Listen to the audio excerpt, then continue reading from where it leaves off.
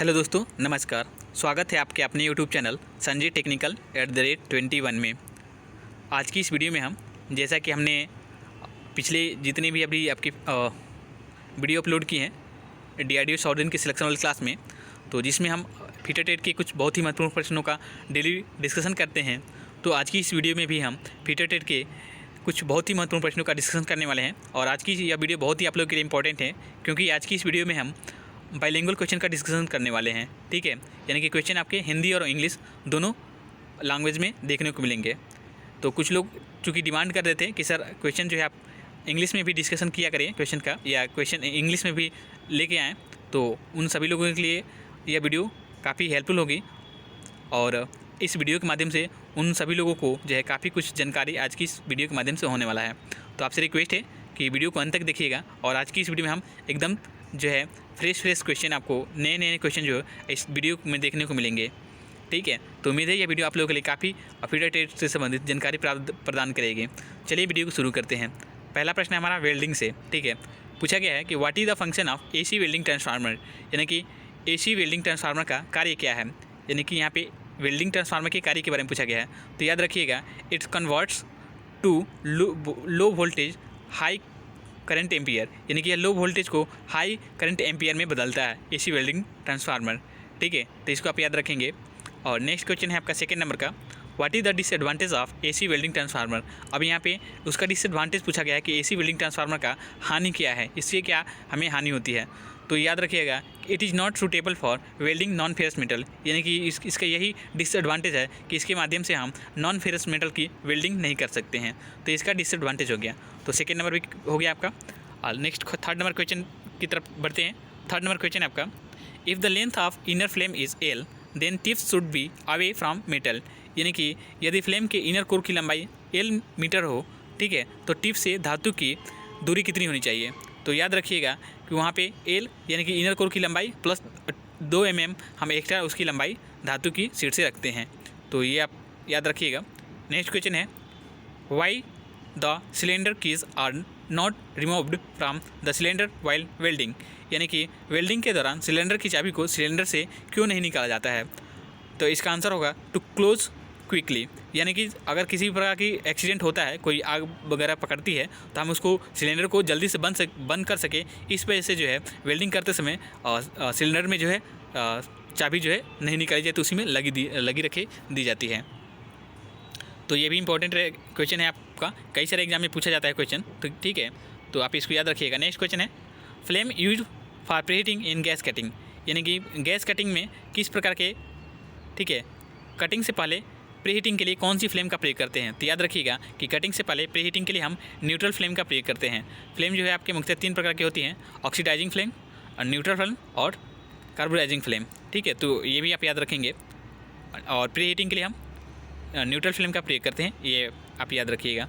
Next question है, plain ring gauge is used for checking, यानी plain ring gauge का प्रयोग किसके लिए, किसकी चेकिंग के लिए है, किसकी जांच के लिए किया जाता है। तो याद रखिएगा, प्लेन रिंग गेज का प्रयोग किसके लिए किया जाता है। तो यह जो है to check outside diameter of cylindrical job, यानी कि जो सिलेंड्रिकल जॉब है उसकी बाहरी व्यास को चेक करने के लिए हम प्लेन रिंग गेज का प्रयोग करते हैं। तो ये भी इंपॉर्टेंट क्वेश्चन है, आप यहाँ से इसको याद रखेंगे।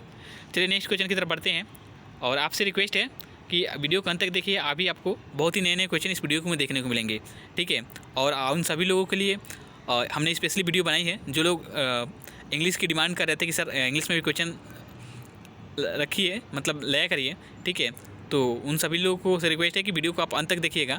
और जैसा कि मैंने कल अनाउंसमेंट किया है कि हाँ, आज इस चैनल पे जो है आपको फीटर टेट से संबंधित बहुत कुछ आपको देखने को मिलेगा। मैं लगातार इंप्रूवमेंट करने की अपनी तरफ से प्रयास कर रहा हूँ कि बेहतर से बेहतर आपको जो है सेवाएँ जो है उपलब्ध करा सकूँ। मतलब जितना भी हमारी तरफ से हो सकता है मैं वो सारा प्रयास कर रहा हूँ, ताकि आपको अच्छी कंटेंट आपको प्रोवाइड कर सकूँ। ठीक है, और कुछ लोग अभी भी डिमांड कर रहे हैं कि सर MCQ क्वेश्चन का वीडियो दीजिए या MCQ क्वेश्चन का डिस्कशन कीजिए।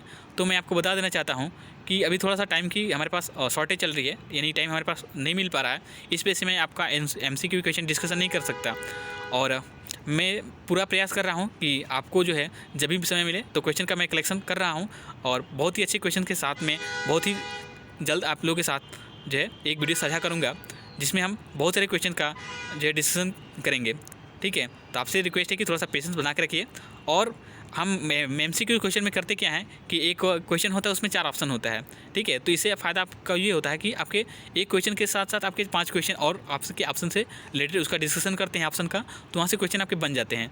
तो वहाँ पे सेम चीज़ मैं यहाँ पे भी करता हूँ आपके, जैसे कि कोई वीडियो जैसे मैं बताता हूँ और एक क्वेश्चन होता है, तो उस क्वेश्चन से रिलेटेड जितने भी और पॉइंट्स पूछे जा सकते हैं एग्जाम में, उन सारे पॉइंट्स को भी मैं वर्बली कवर करने का प्रयास करता हूँ भर सकते, ठीक है। फिर भी कुछ क्वेश्चन ऐसे हैं जो यहाँ अगर हम क्वेश्चन में मैं मेंशन करना उसको भूल जाता हूँ, तो उसकी जो रिवीजन करते समय भी या वीडियो रिकॉर्ड करते समय मैं उसको भूल जाता हूँ। तो इस वजह से कुछ आपका जो है कुछ पॉइंट छूट जाते हैं, तो मैं कोशिश करता हूँ कि आपका वो पॉइंट जो है नेक्स्ट वीडियो में कवर कर सकूँ, ठीक है। मतलब मैं अपने तरफ से पूरा प्रयास कर रहा हूँ ताकि आपको अच्छा कंटेंट मिल सके। फिर भी मैं अपने आपकी जो डिमांड है MCQ वाली क्लास की, उसकी जो है वो डिमांड आपकी पूरी कीजिए और जल्दी आपका वो सेशन आपका MCQ वाला क्वेश्चन भी आपको मिलेगा। अभी हमने केवल एक ही क्वेश्चन सेशन इसके लिए वीडियो एक प्रोवाइड की थी, ठीक है। तो देखते हैं आगे आने वाले समय में आपका उसको जो है MCQ वाली सीरीज़ भी आपको शुरू की जाएगी, ठीक है। चलिए नेक्स्ट क्वेश्चन की तरफ बढ़ते हैं। What is the storage capacity of oxygen cylinder, यानी कि ऑक्सीजन सिलेंडर के भंडारण की क्षमता कितनी होती है। तो याद रखिएगा कि इसकी जो भंडारण स्टोरेज कैपेसिटी होती है वो 7 मीटर क्यूब होती है, ठीक है। तो ये भी इंपॉर्टेंट पॉइंट्स हैं, आपका पूछा जा सकता है। और ऑक्सीजन और स्टीलिन सिलेंडर से कुछ कॉमन क्वेश्चन पूछे जाते हैं, जैसे कि ऑक्सीजन गैस सिलेंडर का रंग पूछा जाता है, तो याद रखिए यह काले रंग का होता है, और स्टीलिन गैस सिलेंडर का रंग यह मैरून रंग का होता है। ऑक्सीजन गैस सिलेंडर, ठीक है, का पे राइट हैंड थ्रेड, जबकि स्टीलिन गैस सिलेंडर के ऊपर लेफ्ट हैंड थ्रेड कटी रहती है। तो ये भी इंपॉर्टेंट पॉइंट्स हैं, आप इसको याद रखेंगे। नेक्स्ट क्वेश्चन है व्हाट इज़ द मिनिमम और distance between rivets to avoid buckling, यानी कि बकलिंग से बचने के लिए रिवेट के बीच न्यूनतम दूरी कितनी होनी चाहिए। तो ये भी याद रखिएगा कि इसके लिए 3.5 × D आपकी होनी चाहिए बकलिंग से बचने के लिए रिवेट के बीच न्यूनतम दूरी, ठीक है। नेक्स्ट क्वेश्चन है which sheet metal is easiest to joint and solder, यानी कि किस सीट मेटल को जोड़ना और सोल्डरिंग करना आसान होता है। तो याद रखिएगा जो टिन प्लेट होता है इसकी सोल्डरिंग और ज्वाइनिंग जो है सबसे आसान होती है। चलिए नेक्स्ट क्वेश्चन की तरफ बढ़ते हैं। नेक्स्ट क्वेश्चन है what is the effect of improper method of diagonal filing, यानी कि डायगोनल फाइलिंग के अनुपयुक्त विधि से करने के क्या प्रभाव है, यानी कि डायगोनल अगर फाइलिंग कर रहे हैं और उसकी प्रॉपर मेथड के फॉलो करके नहीं कर रहे हैं तो उसकी क्या इफेक्ट हो सकते हैं। तो याद रखिएगा अनइवन सरफेस फिनिश, यानी कि इससे आपकी जो सरफेस फिनिश प्राप्त हुई है वो असमान सरफेस फिनिश प्राप्त होती हैं। तो ये भी इंपॉर्टेंट पॉइंट्स है, आप इसको याद रखिएगा। नेक्स्ट क्वेश्चन है what is the function of reducer in pipe fitting, यानी कि पाइप फिटिंग में रिड्यूसर का कार्य क्या होता है, इसका उपयोग क्या होता है, इसके बारे में पूछा गया है। तो याद रखिएगा कि पाइप फिटिंग में रिड्यूसर का प्रयोग करने का क्या उद्देश्य है। ये क्वेश्चन आपका हिंदी में, तो याद रखिएगा यह प्रयोग किया जाता है to connect various diameter of pipes, यानी कि विभिन्न अलग अलग डायमीटर के पाइप को जोड़ने के लिए हम रिड्यूसर का प्रयोग पाइप फिटिंग में करते हैं, ठीक है। या विभिन्न व्यास के पाइप्स को कनेक्ट करने के लिए जोड़ने के लिए हम जो है पाइप फिटिंग में रिड्यूसर का प्रयोग करते हैं। तो ये भी इंपॉर्टेंट पॉइंट्स हैं, आप इसको याद रखेंगे। नेक्स्ट क्वेश्चन है what is the use of elbow in pipe fitting. अब यहाँ पे पूछा गया कि पाइप फिटिंग में एल्बो का क्या प्रयोग है, यानी कि पाइप फिटिंग में एल्बो का प्रयोग क्यों करते हैं। तो याद रखिएगा to change direction of pipeline, यानी कि पाइपलाइन की दिशा को बदलने के लिए हम पाइपलाइन में एल्बो का प्रयोग करते हैं। तो ये भी इंपॉर्टेंट क्वेश्चन है, आप इसको याद रखेंगे।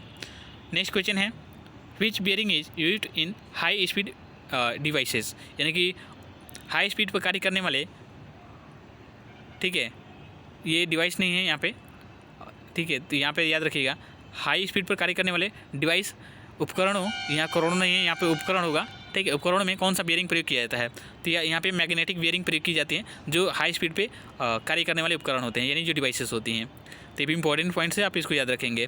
नेक्स्ट क्वेश्चन है bar tool is use only for, यानी कि बार टूल किसके लिए प्रयोग होता है। तो यह थ्रस्ट लोड लेने के लिए बार टूल आपके प्रयोग किए जाते हैं। तो ये भी मोस्ट इंपॉर्टेंट क्वेश्चन है, ठीक है।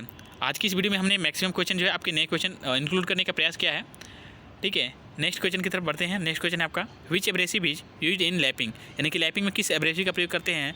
तब याद रखिए कि लैपिंग में एल्युमिनियम ऑक्साइड, सिलिकॉन कार्बाइड और डायमंड एब्रेसिव का प्रयोग करते हैं।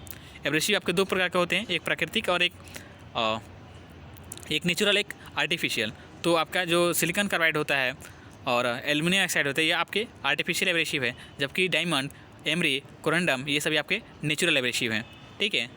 और नेक्स्ट क्वेश्चन है while turning cast iron chips formation is, यानी कि कास्ट आयरन की मशीन रनिंग नहीं है, यहाँ पे याद रखिएगा, थोड़ा सा मिसटाइपिंग हो गया है। कास्ट आयरन की मशीनिंग करते समय चिप्स बनते हैं। तो याद रखिएगा कास्ट आयरन की मशीनिंग करते समय सेगमेंटल्स चिप्स बनते हैं। नेक्स्ट क्वेश्चन है, in knurling process speed should be sorry पूछा गया है आपसे question. Next question, in knurling process speed should be, यानी कि नर्लिंग के लिए स्पीड रखनी चाहिए।